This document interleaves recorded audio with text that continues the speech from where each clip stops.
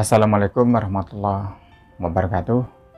Bagaimana kabar teman-teman pada hari ini? Semoga selalu dalam keadaan sehat walafiat. Teman-teman semuanya, kita harus lebih berhati-hati ketika berkendara di jalan raya. Mungkin tanpa kita sadari, kita telah melakukan pelanggaran lalu lintas. Meskipun mungkin tidak ada polisi di jalan raya yang akan menilang kita ketika kita melakukan pelanggaran lalu lintas, tetapi sekarang telah ada namanya e-tilang atau tilang elektronik. Jadi khususnya untuk DKI Jakarta dan beberapa provinsi lainnya, kalau nggak salah sekarang sudah ada 12 provinsi yang diterapkan e-tilang atau tilang elektronik. Harus lebih berhati-hati ketika berkendara, karena bisa jadi kita tanpa disadari telah melakukan pelanggaran-pelanggaran itu. Nah, kira-kira apa saja pelanggaran-pelanggaran yang bisa mendapatkan tilang elektronik? Sebenarnya pelanggaran-pelanggaran ini yang mendapatkan tilang ini juga masih sama undang-undangnya, yaitu aturannya di Undang-Undang Nomor 22 Tahun 2009 tentang lalu lintas dan angkutan jalan. Hanya ini sudah terekam dulu melalui teknologi informasi atau secara elektronik. Pertama adalah penggunaan handphone ketika berkendara. Hati-hati teman-teman yang biasa menggunakan handphone, bisa jadi akan terekam CCTV dan ini akan mendapat e-tilang secara elektronik. Yang kedua, ketika kita melanggar lampu merah dan marka jalan, ini juga kita harus berhati-hati. Yang ketiga adalah tidak memakai sabuk pengaman ketika berkendara dengan roda 4, mobil dan sejenisnya. Kemudian pelanggaran yang bisa terkena e-tilang itu adalah menggunakan plat palsu, plat nomor palsu.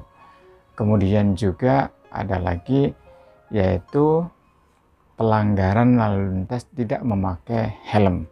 Nah, hal-hal tersebut di atas tadi yang saya sebutkan itu, apabila kita terekam kamera CCTV untuk e-tilang, kita akan mendapatkan tilang elektronik, khususnya untuk di Jakarta, di daerah Jakarta dan beberapa provinsi lainnya.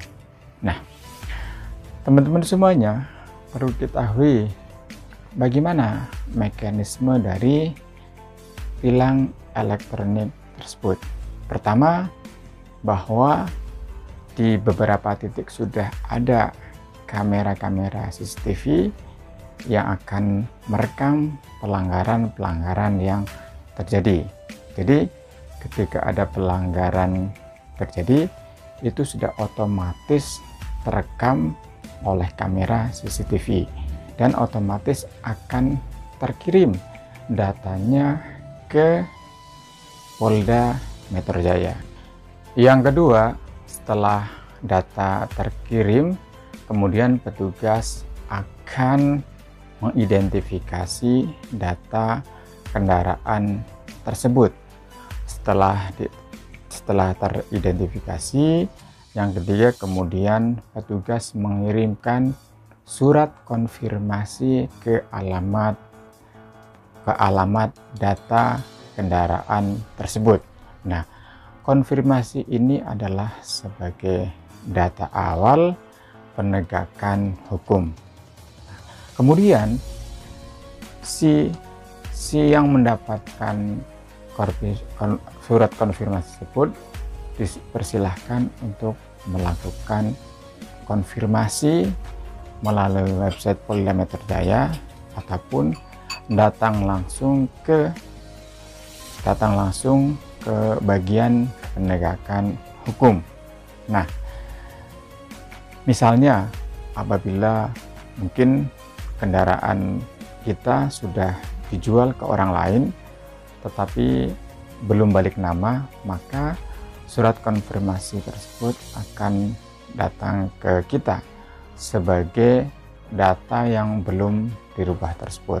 Nah, tugas kita yang mendapat konfirmasi itu adalah untuk mengkonfirmasi bahwa kendaraan itu sudah bukan milik kita.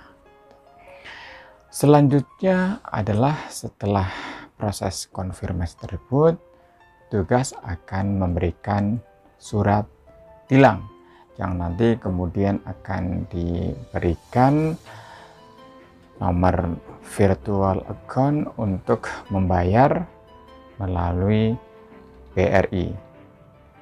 Kira-kira seperti itu prosesnya, dan apabila tidak melakukan konfirmasi atau tidak membayar denda tilang tersebut, maka akan dinonaktifkan atau diblokir STNK untuk sementara sampai si pelanggar ini yang mendapat e-tilang elektronik ini membayarkan dendanya.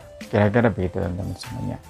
Jadi kesimpulannya teman-teman semuanya harus sama-sama kita ketahui bahwa ketika kita berkendaraan di daerah provinsi yang tadi sudah ada e-tilang, kita harus lebih berhati-hati, jangan sampai melanggar tanpa disadari, melanggar lalu lintas tersebut, seperti menggunakan HP sedang berkendara, terus tidak memakai seat belt atau sabuk pengaman, tidak memakai helm, menggunakan nomor palsu, itu bisa kena e-tilang.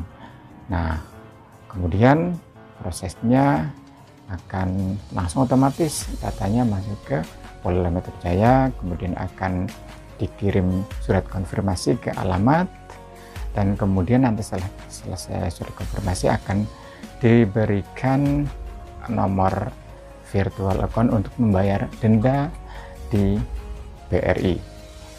Ya, terima kasih teman-teman semuanya, mudah-mudahan kita sama-sama mengetahui, dan agar lebih berhati-hati lagi ketika berkendaraan, jangan sampai kita melanggar lalu lintas. Terima kasih, mohon maaf kalau ada kata-kata yang salah. Assalamualaikum warahmatullahi wabarakatuh.